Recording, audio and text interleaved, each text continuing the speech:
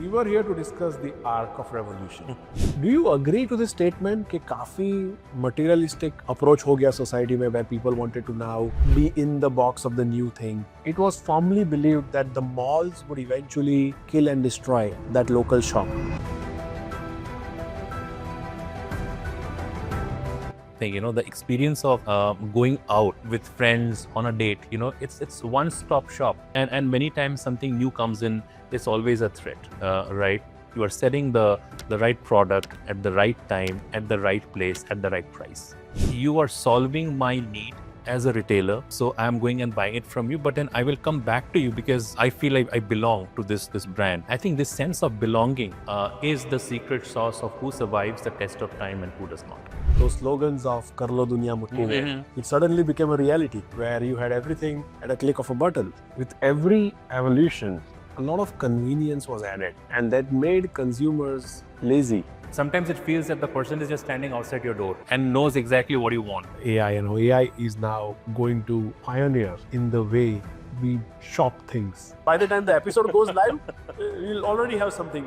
Your persona will shop for you. So you can have two personas, one a happy Sunny and one a grumpy Sunny. So what a happy Sunny will shop and what a grumpy Sunny will shop. And these two personas will make the shopping. And then think about, machine will shop, machine will deliver, machine will decide, and everything around will be done with machine. So where does the human stay in the loop here? That's probably where we are heading with the future. Kaushik Das,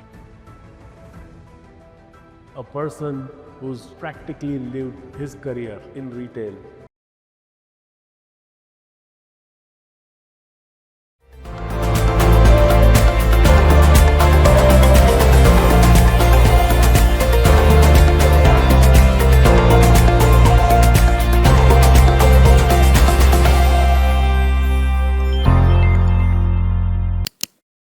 Ladies and gentlemen, when we talk about retail, everybody has something in the memory when it comes to the memory lane of retail.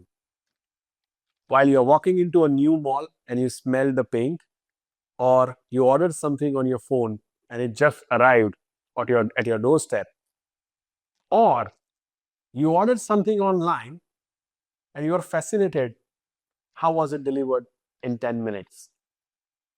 Or as future awaits, you don't know what you want, but then there is technology that will guide you through and help you pick the right product. All of this and many more things.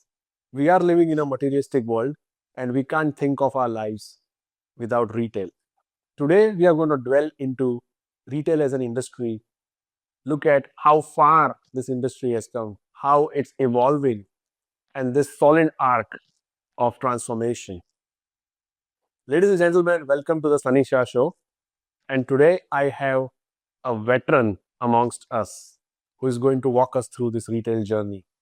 A man who spent more than 26 years of his life in building businesses in around retail globally, and someone who understands the other side of the story and is kind enough to share it with us today. Ladies and gentlemen, let's welcome Kaushik Das on the show. Kaushik, welcome to the show. Thanks, Sunny. Pleasure. Excited. Pleasure is all mine because whenever I sit down with you, wherever we meet, wherever we talk, there is so much to learn from you. Today we are sitting in our Bangalore studio and I couldn't have had a better opportunity than to invite you on my show. So thank you so much for being here. Absolutely. Looking forward to, the conversation. And as always, I've followed this show for a long time. So feels like I've arrived.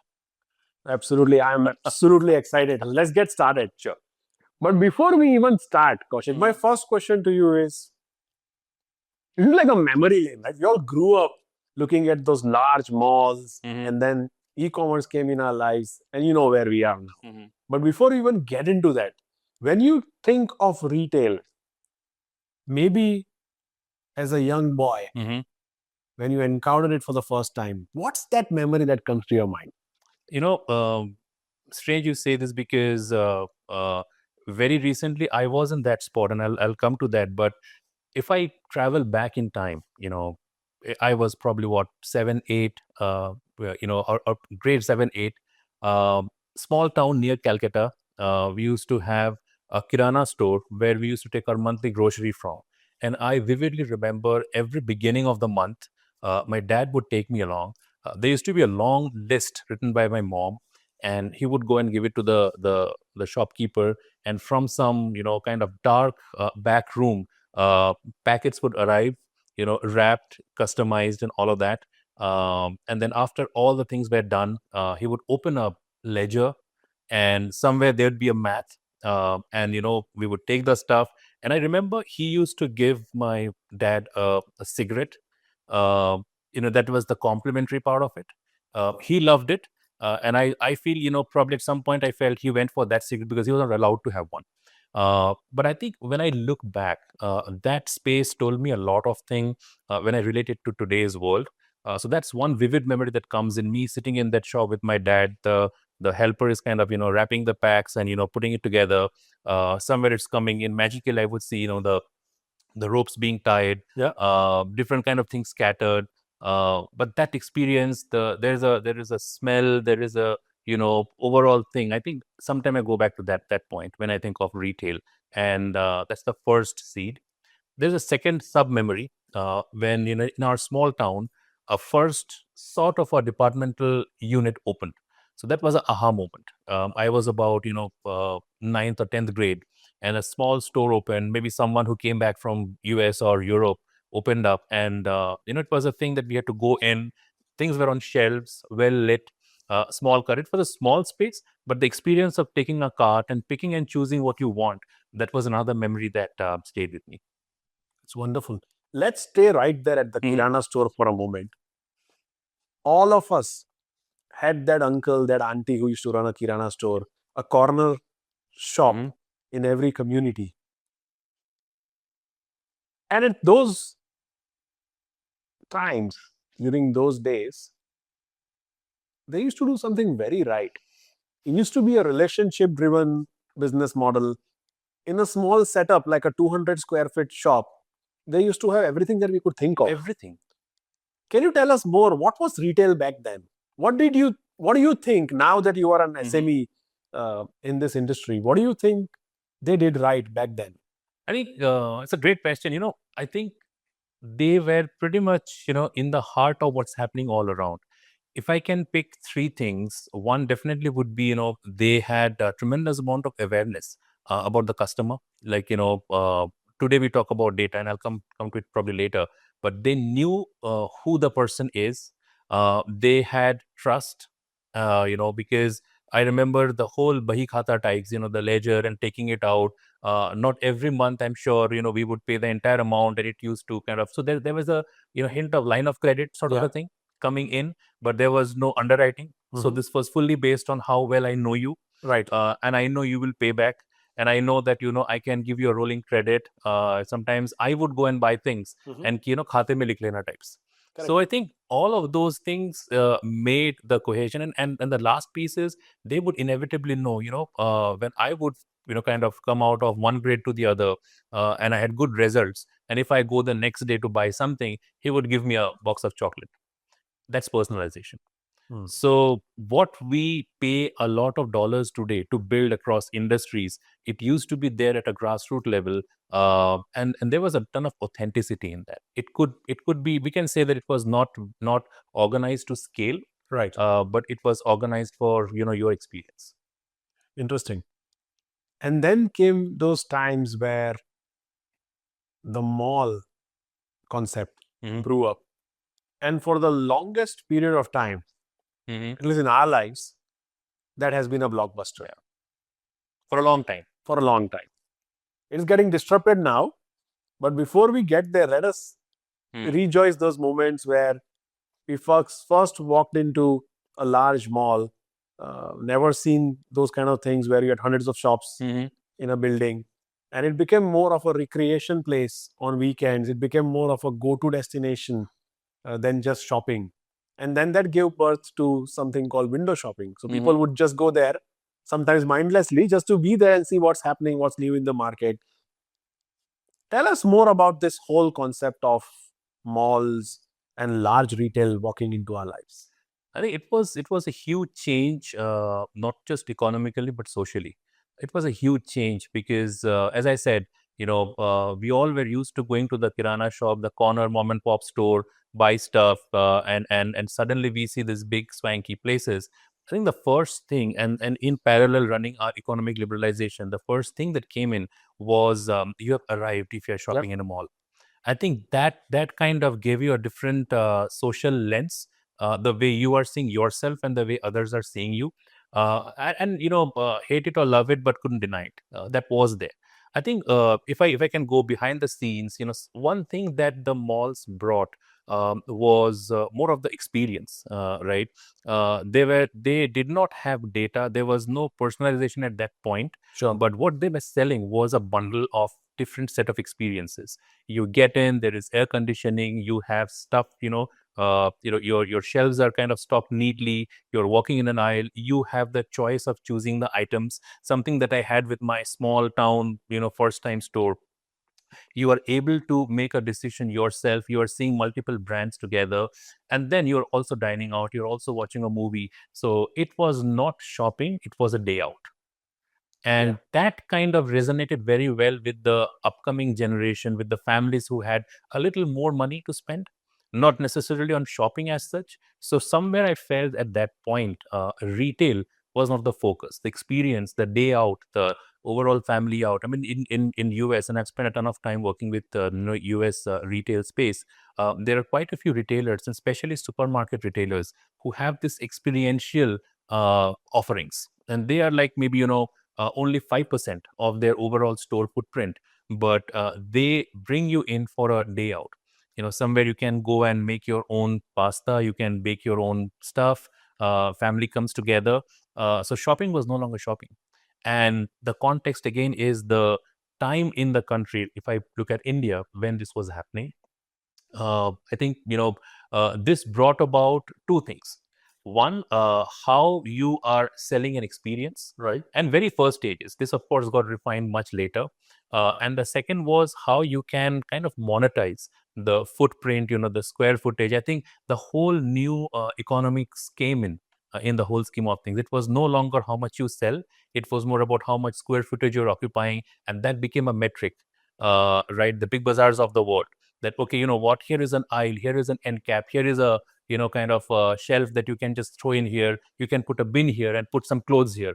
Impulsive shopping, because this was for the first time the consumers in India were touching and feeling the items. Right.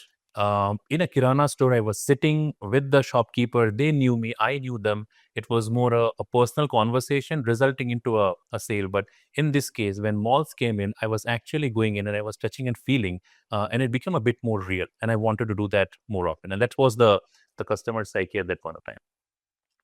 I have two questions.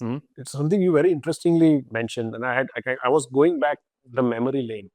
The best part about today's conversation is that as we are talking, and whoever is listening, they will go back the memory lane, because everybody grew up to India becoming a materialistic nation. It was interesting times. It was Correct. interesting times. And I remember growing up in high school. I was in high school when the mall concept hit my town. I come from a tier 2 city, a city called 𝗏𝗏𝗧 in Gujarat.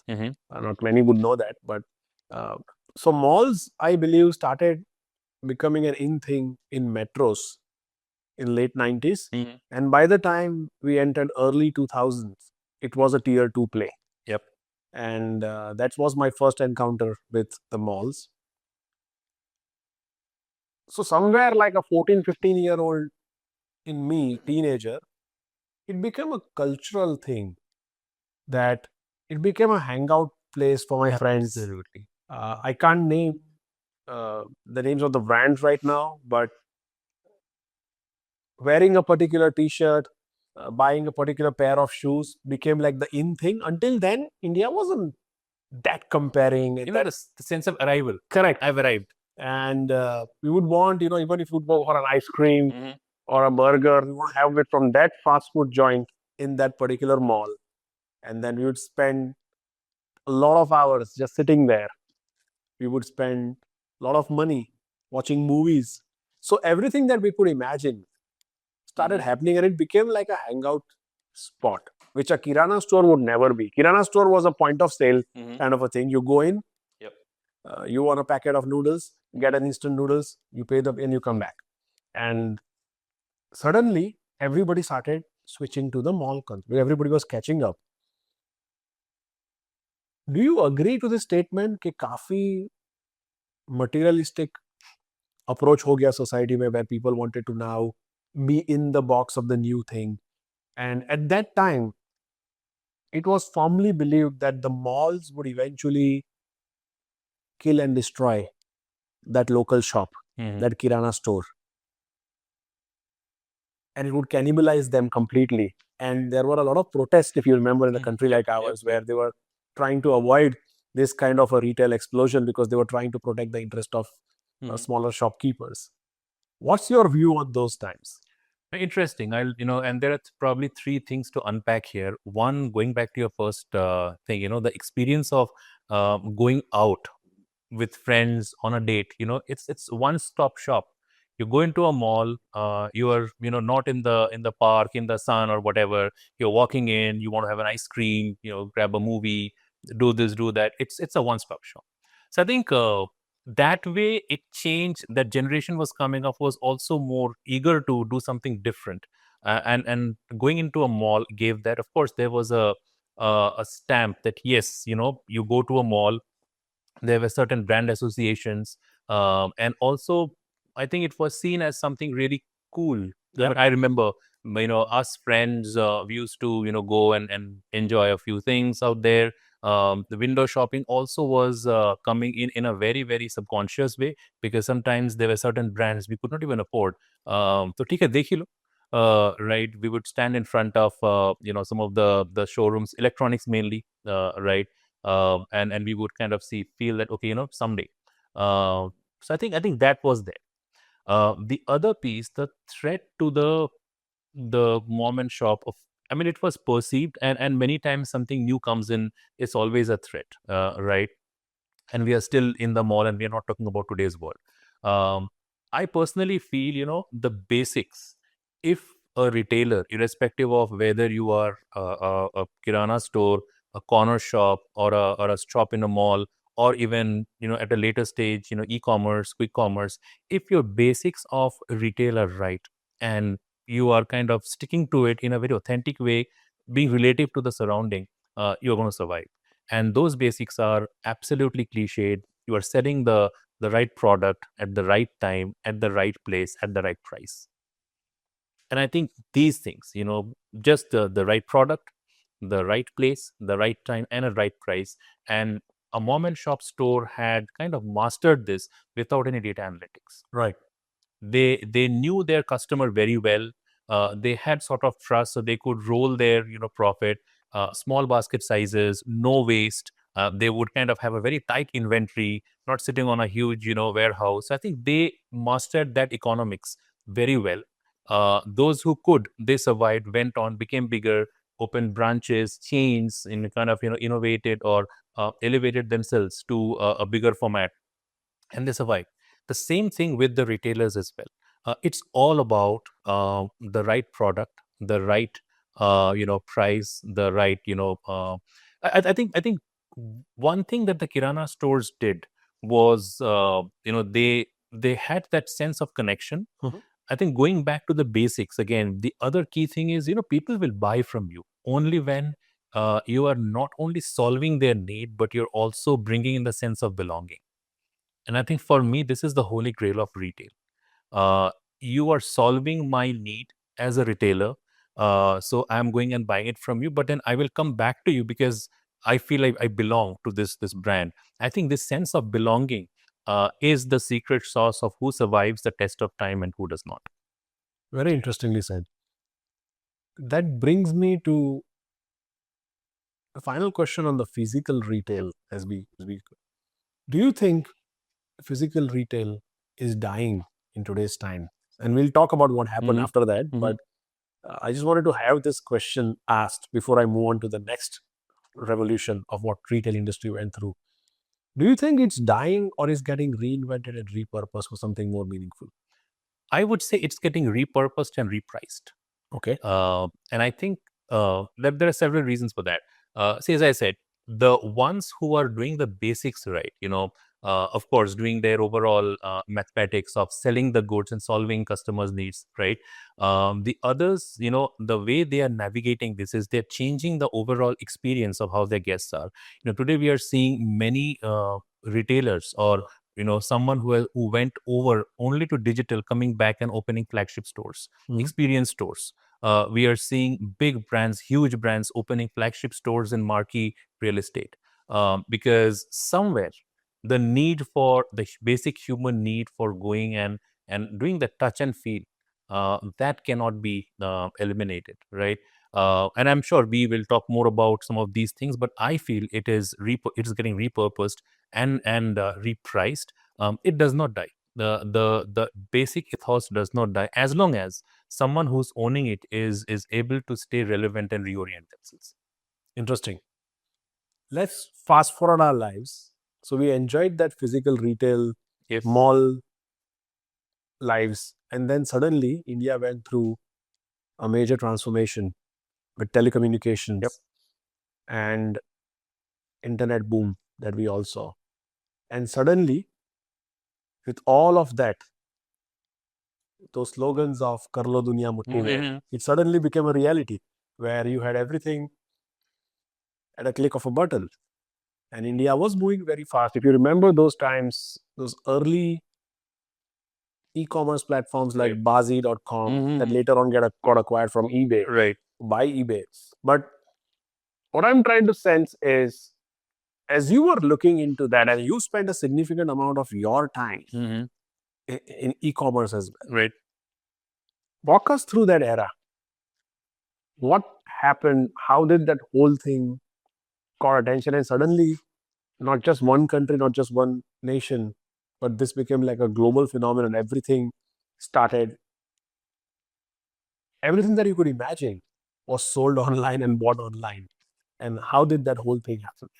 See, the first thing that comes to my mind when you're talking about that boom and the overall shift in lens and the behavior, especially in the Indian context, and I think this has to be mentioned because this is a very big differentiator from the global retail, is the way we got into the whole triage of, at the same time, if you remember, we were having our overall Aadhaar was coming in. On one hand, we had mobile penetration at a grassroots level with 3G, 4G, or even mobile phone, affordable handsets coming in. So internet was actually mutti mein, right? And then we had the Jan Dhan Yojana, where at grassroots level, folks had money to kind of keep, spend, right? And this is pre-UPI. UPI came a bit later, and that kind of revolutionized things entirely. But suddenly, it was literally at fingertips. You could search. With mobile, I could see a product which probably I had to travel to a store and look at it. I would research. My research for my first laptop was incredible. It was a spreadsheet, and different brands and all of that. My father was insisting that, hey, why don't we just go to a store? I said, which store would you go? There is A brand, there is a B brand, there is a C brand. I can sit here and I can do all the comparison myself. And then I did that and I showed it to him. So I think that really gave you the convenience and the flexibility of doing a ton of the heavy lifting at your own convenience. And I think that again goes back to that whole human element of the need to have control. The way India approached is a bit different from the way it was there in, let's say, the European and US market, right? And there the convenience aspect was already there. They were far ahead in the overall mall and overall concepts. I think mobile came in. The disruption of digital was probably a bit more phased in the Western nations, and it was more disruptive in India. Right. Because of the sudden explosion of this whole triage. People had suddenly money, they had bank accounts, and they could have very minimal amount and they could spend. They had a mobile connectivity, and all of these things were kind of linked together. They could play around with. So I think that was an interesting space. Very early days, we had so many players out there who probably got acquired by bigger players later. And I remember being a super shopper in eBay, super shopper. I used to probably, that was the go-to. Correct. Today something else is go-to, but that point of time, eBay was the go-to even for comparison. Even if you want to, check out stuff, sometimes there were fakes that were available. That you did not have money to buy the originals, but it was available in eBay. It also democratized the marketplace. Suddenly, I could become an eBay seller with some of the stuff that I can bring in, right? And flexibility of doing it at your fingertips. To a certain extent, you could also have certain amount of anonymity, and also it wasn't no longer a big ticket item. It was, again, if you have a small inventory, you want to have a garage sale, you could still be an eBay seller. I mean, just for example. But I think all of these things made a very interesting shift, that yes, malls we were going into, but at some point of time, we were also like, what, let's do this. I'll tell you the aha moment for me when it came. I think this was a bit later, but I found my wife in the middle of and I still vividly remember that struck me at that moment. My wife was in the middle of two aisles with her mobile phone, kind of, looking at it in a very intense way. And I came in with the cart and I'm like, okay, everything okay? Is there a call, something? Because that's the first thing that strikes you, right? And she's like, no, you know what? The prices online are much cheaper. And that's when probably I realized that, we are in a physical store, but the store actually is my mobile phone. Actually, I'm holding it there because she's in a store looking at a product and comparing the price with something that is available online, and then making a decision there whether to stand and make a purchase or go back and order online. And I think that changed the game completely. So it's a different perspective you're trying to put on table. And if I'm getting this right, so if I were to summarize what you just said, am I right in thinking that the retail revolution moving towards e-commerce was fundamentally backed by the technology and the mobile revolution? Absolutely. Because those were the two big enablers. Without that, we wouldn't have seen e-commerce, because the whole e-part had to be enabled before we had reached there, right? Suddenly, you found that the aisles were replaced by the search button. Suddenly, it was no longer the queues, it was all product description. You can flip through, scroll, you can see. I mean, now, of course, we have a lot more advanced suites out there, but even in the premature ones, in the initial ones, the crude ones, you could see a lot in the screen. And then maybe at some point, you make a decision. You know what? Still, it was a point of, okay, I've made a decision, but let me check the store as well once. And I remember personally, I have done so many things. My first DSLR camera, I would do the research online, but I would still go and buy from a store. So it was still not, and I'm talking about, let's say, early 2000, 2006, 2005. The concept of big box retail in India was still not there. At that point, I was leading. I was a part of some of the global retail, organizations working out of India, and we had a bit of a tough time contextualizing big box retail to the folks who were hiring to solve retail problems. Because the point of reference at that point in time socially was still your mall shops, and they were not as big as you would find in other geographies. Interesting. And then the technology revolution, the mobile revolution, backed by the payment revolution. That really, the payment revolution just blew it up. Yeah. And this is where India came ahead of the race when the payment revolution came in. In the Western space or the European space, you see some sort of digital payment today, but then we had been doing it for a long time, and that kind of really exploded the whole space, brought it out to the masses. Now it was no longer an arrival. It was no longer that anybody could walk in, anybody could order anything from anywhere. So the whole notion of how you approach the right product at the right place at the right time at the right price, the basic tenets of merchandising, that got entirely redefined. To our previous word, repurposed and repriced. Now you don't have to keep your planograms, your aisles, your shelves kind of stock like that. You don't have to carry everything in store physically, right? And something that we are solving today, with a lot of data algorithms and all of that. But one challenge was there that we were solving for products. Still, I think we were not solving for the how part of it. That how do we kind of maximize our sales? It was still a gut feel. We still did not have a ton of consumer focused data analysis, as we call today, data analytics going on. It was still the approach was old, the means were very new at that point of time, and we were still kind of late stages of small early e-com. When e-com started booming, that is when we started seeing more, I would say, as an e-com player. Now, suddenly you don't have physical products, but you have this tons of data. Yeah. You know, people clicking in, coming, shopping, not shopping, declining cart, abandoning their carts, or not buying, or whatever the payment thought. Suddenly you had a ton of data to do something about it. And that gave rise to a lot of these tracks that we see today, identifying the customer needs, market basket analysis. While there was a physical basket, now we're talking about kind of a virtual basket. So majority of what we see today in retail in terms of the customer space, or even analyzing your supply chain, or even your overall the throughput, the inventory, the demand planning, the forecasting, whatever we see today is a I would say got its push from this whole e-commerce coming out. It's very interesting. So as the consumer behavior switched very, very quickly from spending 90% of their time buying things in a physical format to eventually spending 90% of time on a mobile screen and buying things online, a lot of retailers back in those times were caught in a catching up game.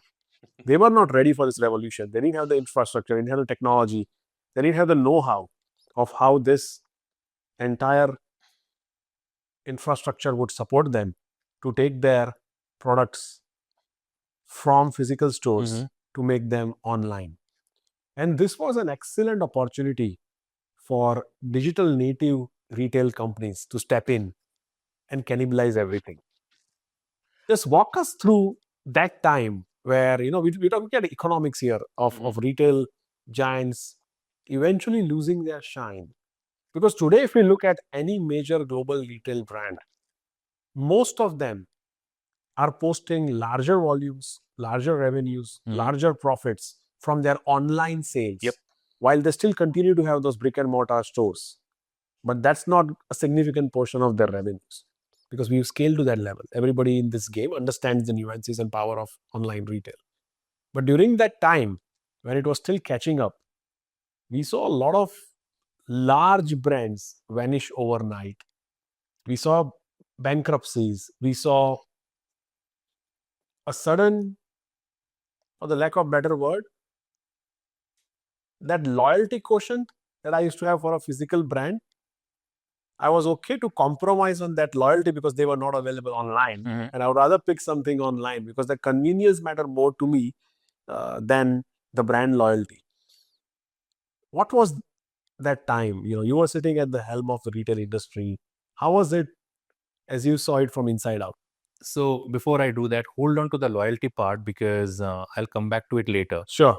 As we talk about few other things in today's world. So just don't lose that one, right? Okay. Now going back, to e-com coming in and some of the big brands vanishing. And I remember there was a big celebrated retail chain brand in India who probably was very vocal, saying that nothing will be able to kind of kill us, because these online things is a gimmick. Very similar to when let's say the digital photography came. There were some very kind of established players saying that this is a gimmick. There is no replacement to your age-old film photography. The Kodak story. Kodak story. In one capacity, I worked for a third party for them, so I was I knew what was going on, and then did a lot of work. So, but that's a fascinating story. Kodak did not want to believe that it could be replaced, and that psyche stayed in some parts of the retail as well. That how can you take the human element, the touch and feel, the shopping experience part of it, and now we had malls, so going to the malls and filling it and doing all of that, how can that be replaced by a screen, right? And I think that aspect was fascinating, because not everyone saw the upside. It was a threat because suddenly big retailers were sitting on this huge space that they have, rented in. There was a lot of the economics of this whole square footage and sales per feet and adjacencies and all of that. It was so daunting that the whole thought of an online retail coming and crushing this was very terrifying. Those who had the ability to see beyond and see broad and see for a longer distance have survived today.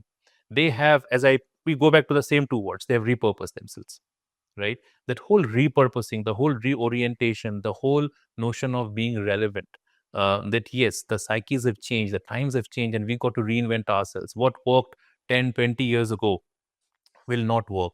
The basic principles stay the same. How can I, in one screen, bring the right product at the right place at the right time with the right price? And that needed, because now no longer you are kind of polishing your stores, or you are bringing in more pressments. So pressman is the minimum facing that a product gets on a shelf. So now you are no longer working with that. You are working with your attributes, you're working with your images, you're working with how beautiful your image looks like, how many sides of the image you can show. Is there a small video snippet as well which gives you a 360 degree, and suddenly your touch and feel was replaced by user feedback and reviews. Because if you're not visiting a store and you are not feeling it, now suddenly you are seeing that, okay, how many people have bought this? And you spend more time on the reviews than the product. Your filter starts from give me a 4-star and above, right? And then you scroll. I agree with you, at some point you would compromise with your brand loyalty, because for you a particular product mattered, and at a fingertip you would just put a model number of a particular, and I saw myself buying big equipments online, right? you know Three things happened. One was the overall mobile technology coming in. The second was the whole I want it, at my convenience sort of a thing. And the third was I could process so much of information just sitting in and without even, breaking a sweat. And all of these things kind of gave me, and payments were all easy because we already had gone through the economic and the overall credit liberalization, as I would put it. So I could quickly do it, and I could get it. And the other thing was the returns. Gradual, of course, it was a journey, but if I don't like it, I can still return it. Yeah. I had a tough time convincing my dad to install online shopping apps, because for him it was like, what if I don't like it? And then suddenly, as he started seeing that if he doesn't like it, there is a way to return it, and those avenues are available. So all the things for which probably I would go to a store was brought to me in the screen. And in India, or probably globally, you can say the mobile became your first screen and not the second screen. And this is where you live, this is where you see the review. And then came the social, kind of channels where it was no longer about what you buy, but it was about how you show it to the rest of the world. And I think those things kind of appealed or connected to a different aspect of the human brain. And shopping was no longer just a shopping. It was about an experience. It was about how you are socially connecting with that whole experience of shopping. And some of the digital native players, they really took advantage of that. Being it was more on the content that's there flowing on the screen, the flow, the decisions were made on how you kind of do the pricing and the organics of the pricing, the mechanics of it, discount, the concepts remain the same. When you go to a store, a big billboard, what was 200, now it's 100 discount. But then how you bring that to a small screen, I think the elementary concepts remain the same. How you really reorient it for today's generation, or the folks who are having a mobile, having a digital aspect, I think that really changed the whole spectrum. So I also have a story to share. Sure, in the same memory lane. I used to work for a large, if not the largest, retail giant in UK. Those are my student lives. And I used to work for them for almost 5 years. And what transformation I saw working for the largest retailer in the UK was, as time progressed, as months went by, initially for the first 2-3 years, it was hard selling on the shop floor, where you would meet your consumers in person. People would walk into the mall, you'll walk into your store, and you're guiding them, consulting them, and helping them with their purchase. Eventually, the online sales picked up. And I evidently remember for my last 1 year with them, my job was more to pick up items from the store and ship them for online orders. So kind of saw that revolution firsthand. And by the time I decided to move on, unfortunately, in 2 years from that time, the store where I worked had to shut down. So that's the cannibalization, where you had almost like a, when I'm talking about this brand, which was a 150-year-old company, you brought it over here, and they had to shut down. And it was a very bold decision that online is the future we take. So they reduced from a few hundred stores to a few handful. They still have physical stores in some of the most prominent places in London. They're fewer, but fewer. More than 90% of the business that they do is now online, and now through an app. It's just not your story. That was the story. That is the story where we were talking about the online cannibalizing the retail. I think those who saw it coming, they were prepared to not grow their store footprint, to not invest in brick and mortar anymore, and invest in a more sophisticated, scalable technology platform. I remember when I was working for a big US brand, a retailer, a huge project was about migrating to online, and how we kind of start translating, because the knowledge at that point, the knowledge about retail at that point for retailers was what we had done selling in brick and mortar. So this whole e-commerce was pretty much a new beast. And for a long time, the two tracks ran parallel. There was a brick and mortar where items, the way they were seen, the way it was sourced, the way it was sold, the way the payments were reconciled at the end of the day was one track, and your digital was another track, where how you showcased your items. And initially it was just about single blobs, but then how you kind of make it more kind of interactive with your customers.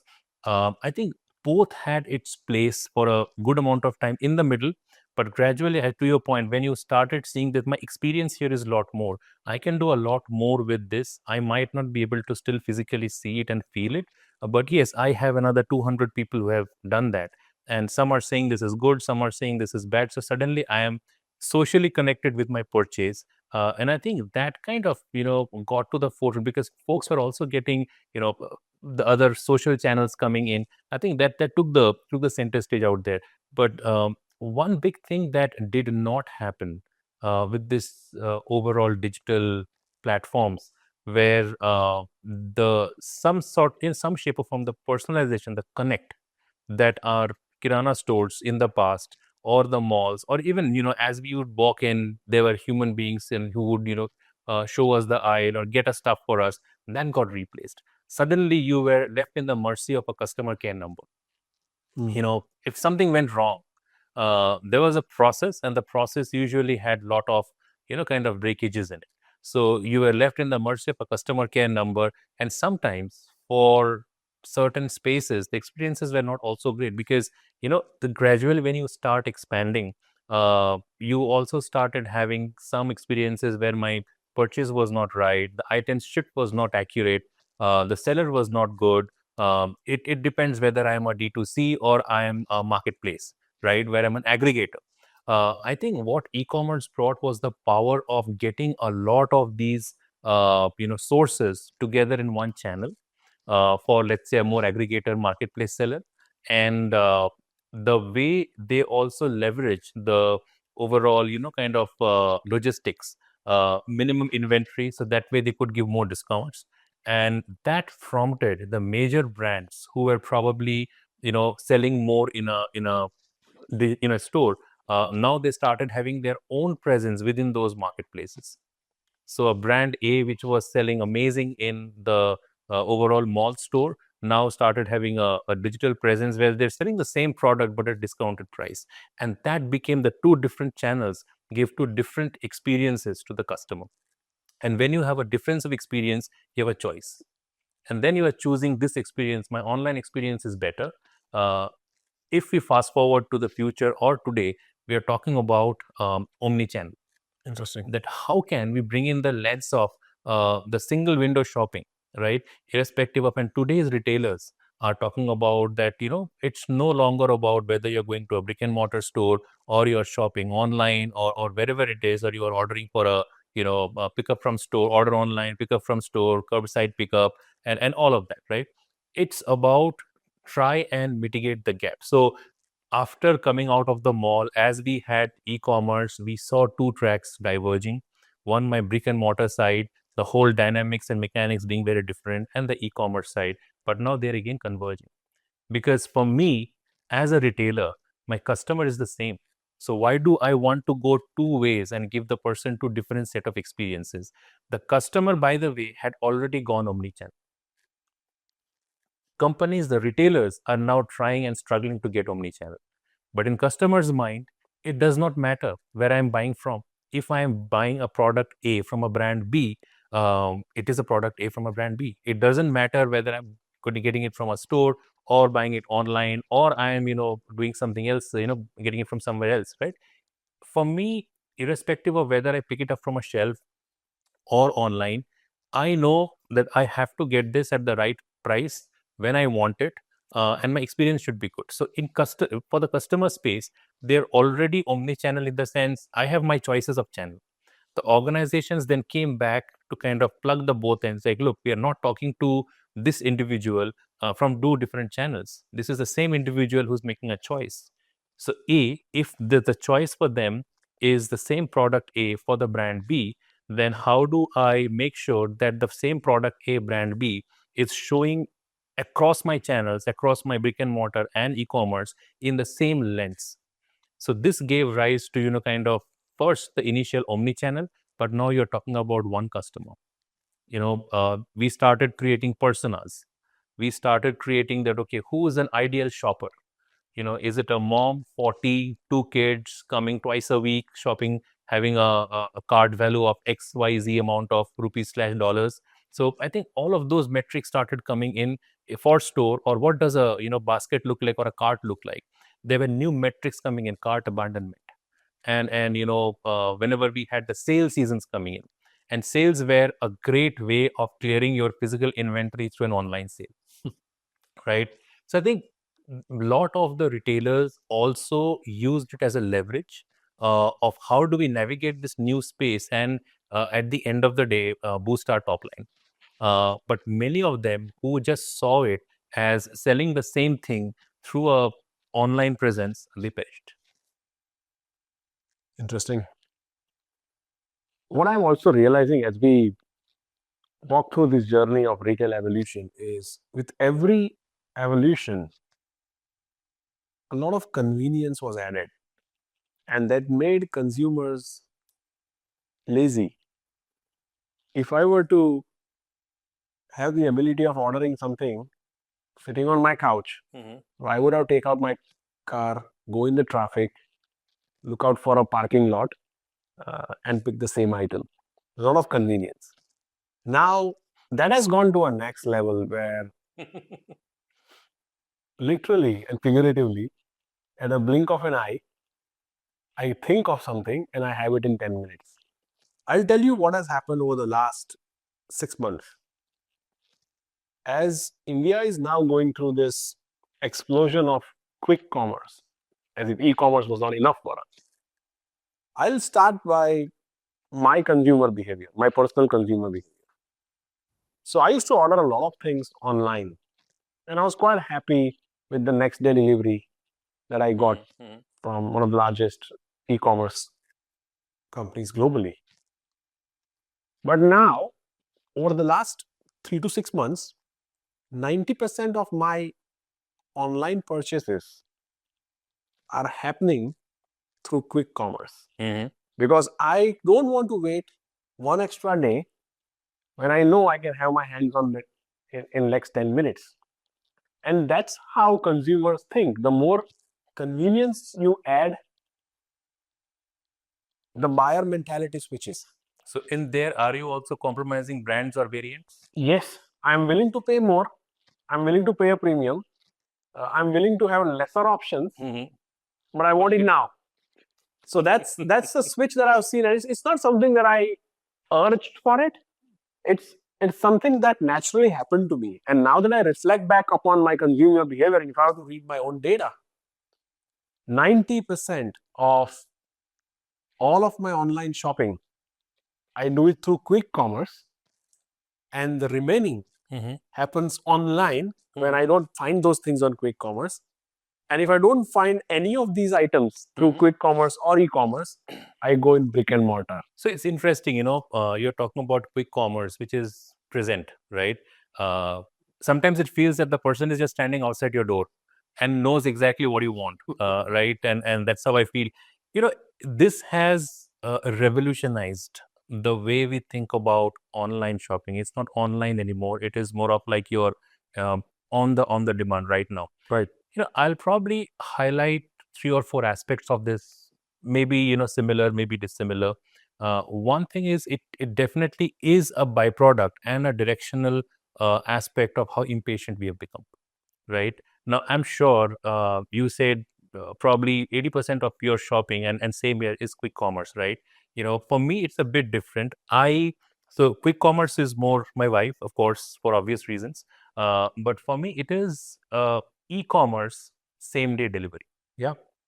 You have it in metros. Yes, when you are in tier 2, you don't have that. Don't have this. So I think behavior is very same, right?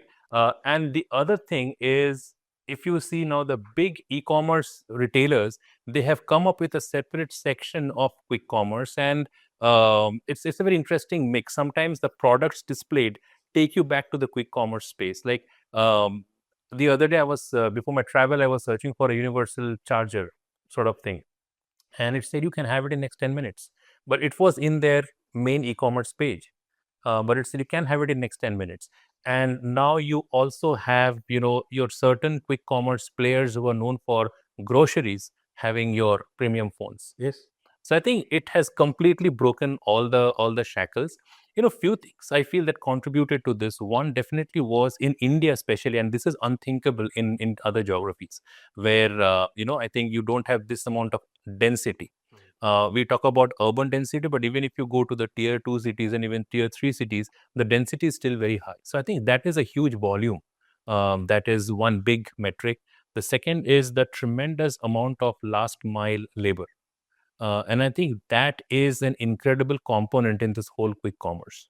That the abundance of last mile labor and how you're able to do that. And the third thing is, and this probably I attribute it to the pandemic, that I want it now.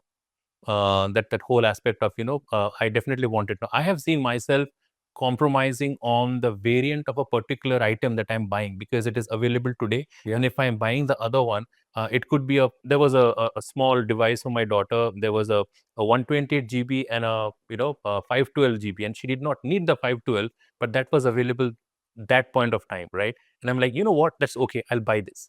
And I paid more, but I still got it. And these are fascinating aspects of how the overall quick commerce. The other thing that has also happened, it has resurfaced your local Kirana stores and the local warehouses. Yes, it's a good thing. I think that has really brought them into the game. The way now they have come back into the network. Of course, the malls kind of took it away. But now with the quick commerce, my last mile delivery, if you're ordering, you are getting your jamun even in winter. You are getting your green peas even in summer. And I think this is incredible. We couldn't have thought about it, right? So I think this has completely changed the game of how we see quick commerce in this geography.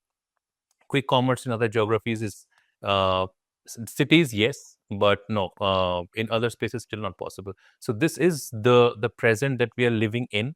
But again, it goes back to the tremendous amount of data crunching and data analytics, because insights, data, the way we are able to predict, the way we are able to, and each minute matters.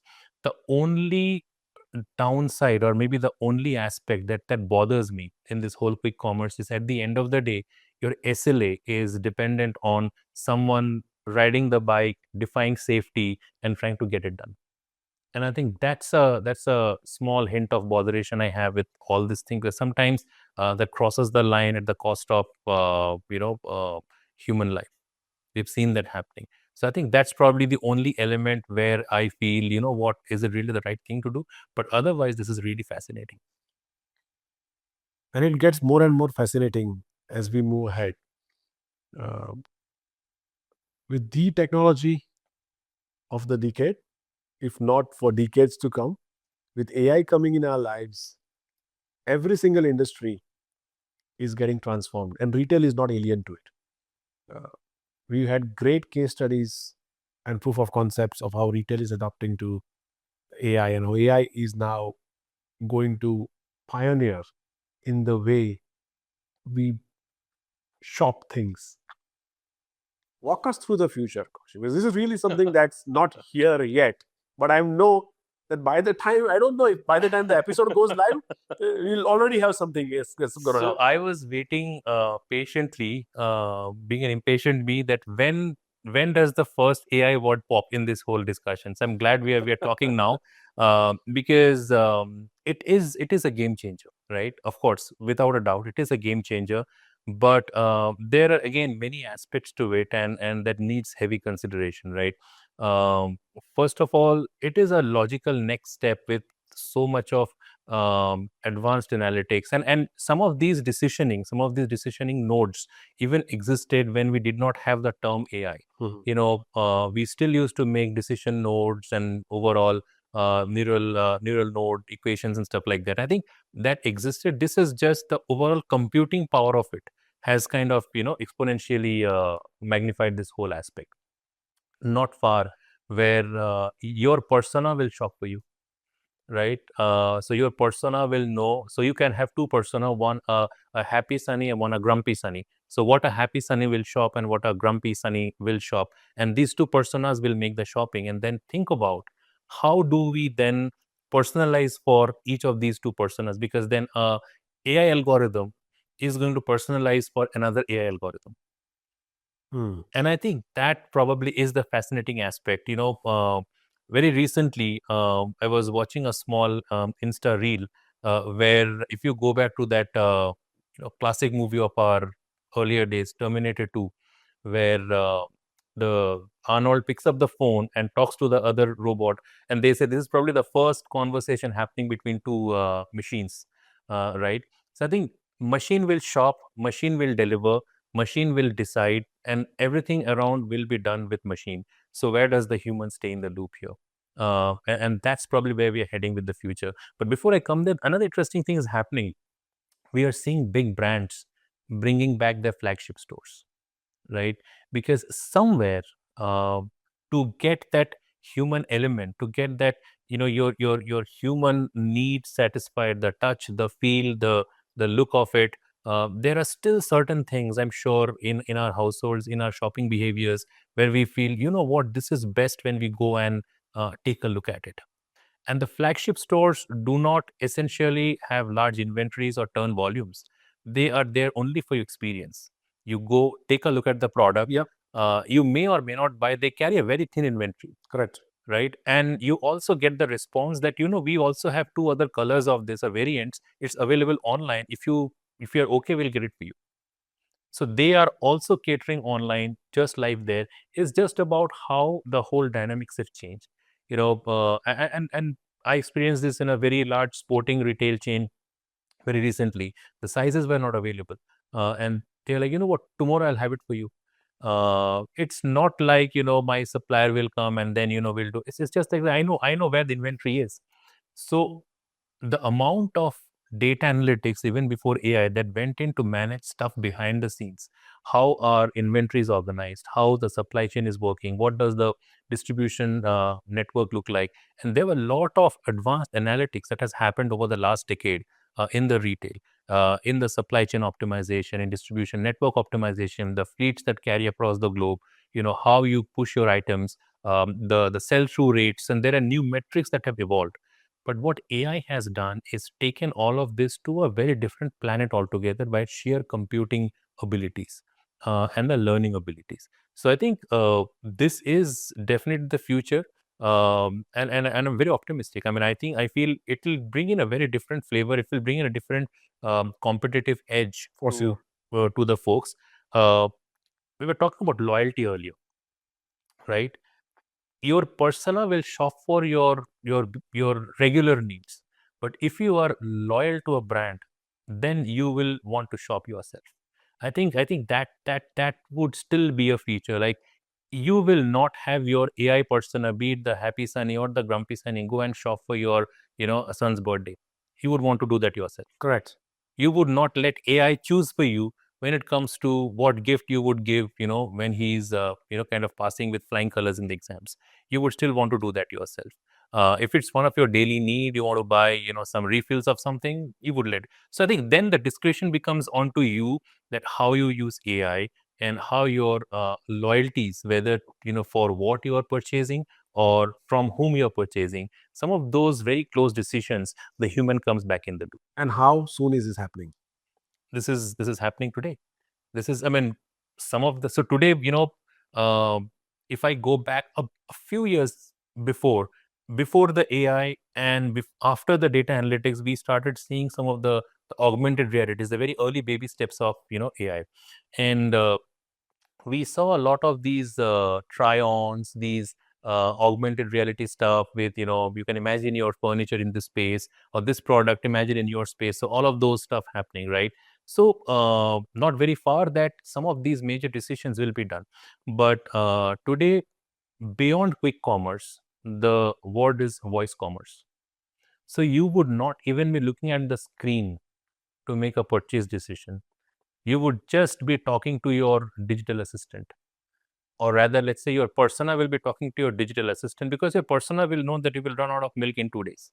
Because the persona knows that you purchased milk 3 days ago.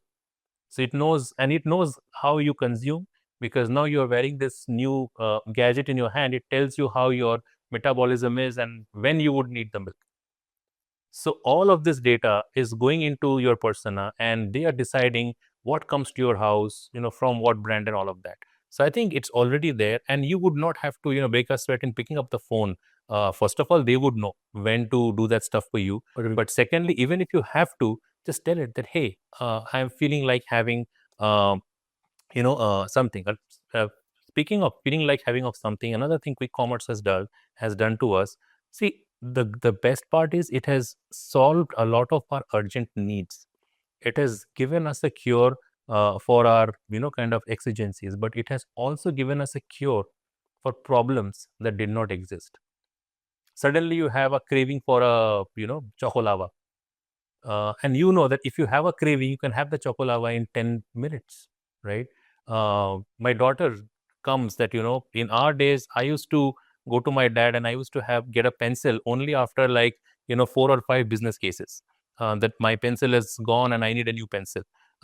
She would come as like, order, quick commerce, do this, do that, with the brand names. And they know that, this brand of quick commerce would give you a pack of 10. I need it tomorrow.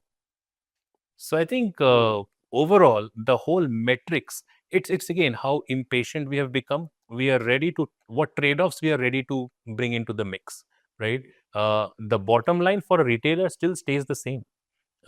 Is, the right product, right place, right time, at the right price. But the whole aspect of what product, what is the place, am I choosing, of course, I'm choosing online more, quick commerce and e-commerce, that's the battle. What is the price? I think the price perception, the price wars, tremendous. For a packet of milk, there are like 15 players in the morning And as I do my morning work, I see all of these different T-shirts coming in. And if you go into their apps, you will see it's a cutthroat war about the price, and they are so dynamic on a daily basis. So I think the amount of data that gets crunched, the amount of models that run across the board to make things happen for every retailer, sometimes I feel it's a frenzy. Sometimes I feel it's good to just walk to the grocery store. And we have always walked, me and my wife has always walked to the grocery stores together over the last 20 years to buy something. I think sometimes we need some of those moments, the human partnership. Interesting. I'll ask you a question in Hindi. Answer in Hindi. Anji. So as we go through this revolution again and again and again, let's talk about the future generation. So when my son, 10 years down the line, हमारे बच्चे retail को देखेंगे, तो उनके लिए retail क्या होगा उस वक्त? उनके लिए, उनको ये समझ में नहीं आएगा कि आप ब्रेड और डिटर्जेंट के लिए क्यों जाते थे। उसके लिए कोई रिटेल जाता है क्या? उसके लिए हाँ, आपको अगर कोई अच्छा सा नया न्यू वो लेना है, वॉच लेना है, तो हम दोस्तों के साथ जाएंगे, तो एक्सपीरियंस करेंगे, चिल आउट करेंगे। तो वो वाला सीक्वेंस होगा उनके लिए। ये नहीं कि हमें 4-5 चीज़ें हैं, लिस्ट में हैं और ये खरीदने के लिए we have to go to the mall. वो उनके लिए वो आएगा ही नहीं फिर। It's the same thing.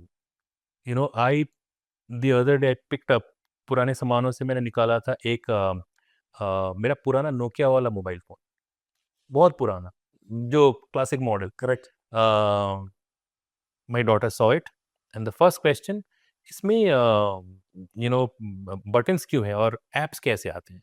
Comparison ही गलत है, बिकॉज उनके लिए ये वेरी डिफिकल्ट होगा। Today even I am sitting, हम लोग बात कर रहे हैं mom and pop shop, kirana stores की, फिर हम लोग बात कर रहे हैं मॉल्स की, फिर हम लोग gradually we have seen, see we are one generation who has seen a lot of the curve of this arc, right.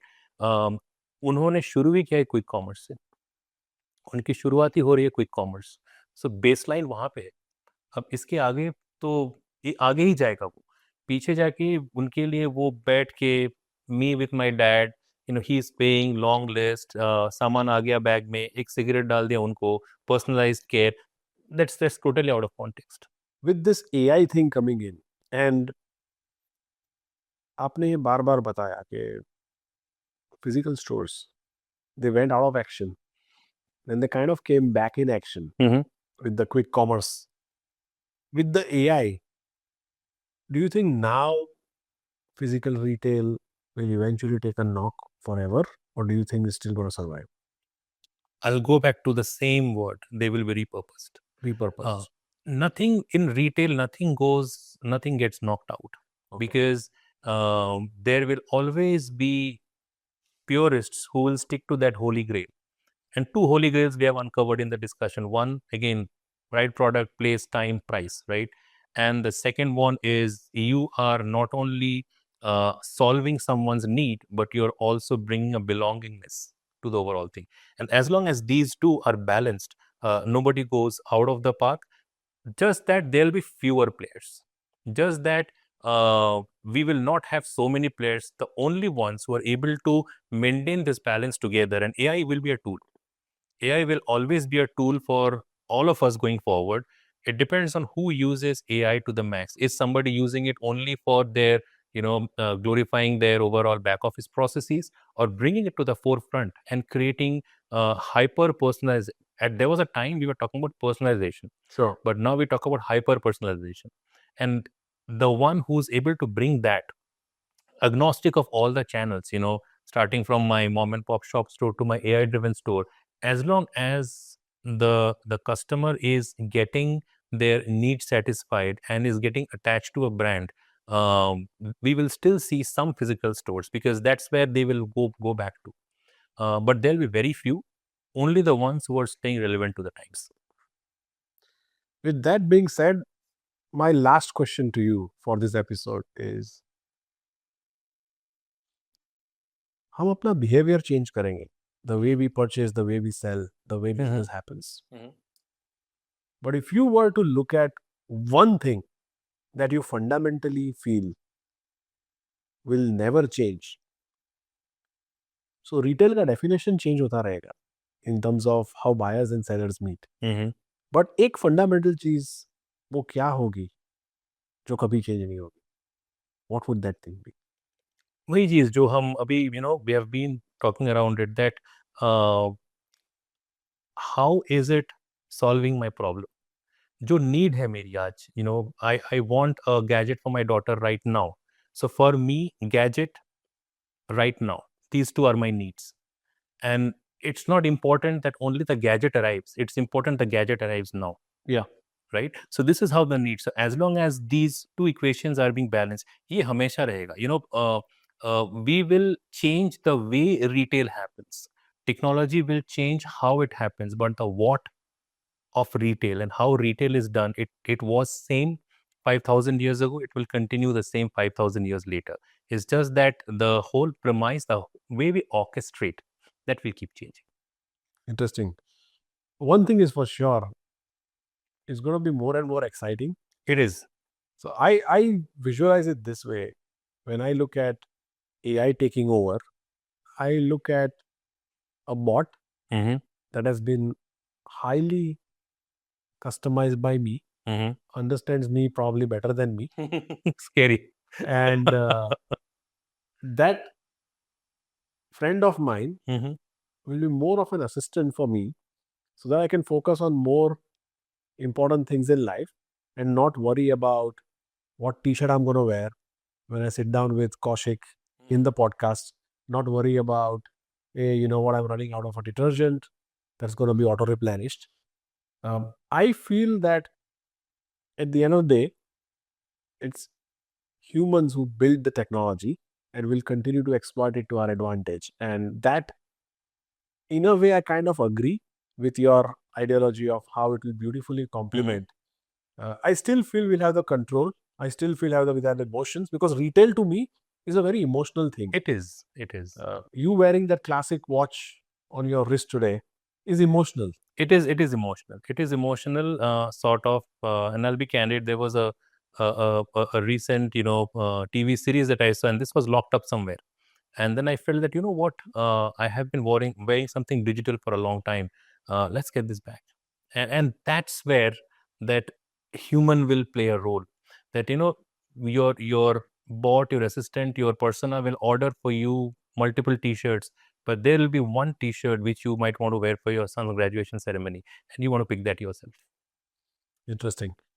With that being said, Kaushik, we come to the end of our today's conversation. I would like to thank you immensely. Absolutely. For walking us through this journey. We were here to discuss the arc of revolution. We didn't realize that in this journey of this conversation over the last hour or so, we went through an era of the life that we've lived so far, and we saw the glimpses of where we are heading towards. And that really makes this conversation wholesome. And I'm sure our audience would appreciate every single thing that you said today. So I would like to thank you so much for being on the show today. No, absolutely. I thoroughly enjoyed living some of those memories, going back in time. And as I said, our generation, your and mine, our generation is the one which probably has seen the maximum swing of this arc, right? And interesting times to come, but it was great to go back and explore certain aspects. Of course, a vast space, but glad and always we have had great conversation. This was another, and I also understood and discovered a few things about you.